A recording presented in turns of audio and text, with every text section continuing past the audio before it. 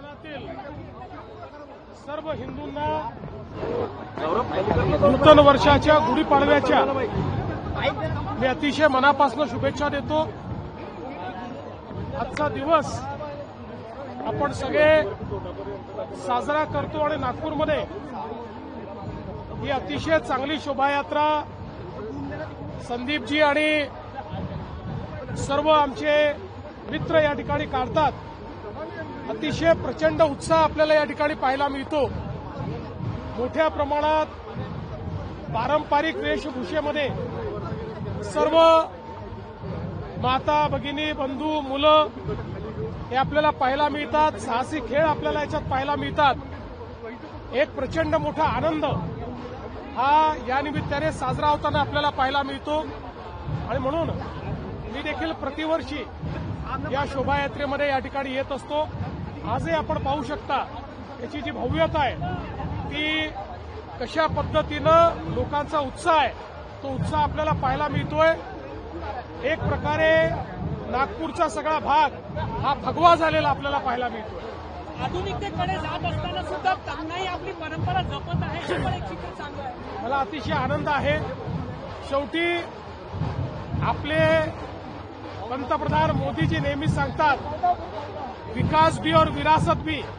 ही विरासत म्हणजे आपली संस्कृती आहे। त्यामुळे आधुनिकता जवळ करायची आहे पण जे आपलं मूळ आहे जी आपली संस्कृती आहे ती मात्र आपल्याला जतन करून ठेवायची। नवीन वर्षाचा काय संकल्प आहे? नवीन वर्षाचा संकल्प हा एकच आहे, आपल्या महाराष्ट्राला पुढे न्यायचंय। महाराष्ट्रातल्या प्रत्येक व्यक्तीच्या जीवनात सकारात्मक परिवर्तन करायचं। देखिए मुझे बहुत खुशी है कि आज हिंदू नववर्ष पर गुड़ी पाड़वा के इस पवित्र दिन पर मैं इस शोभा यात्रा में उपस्थित हूं।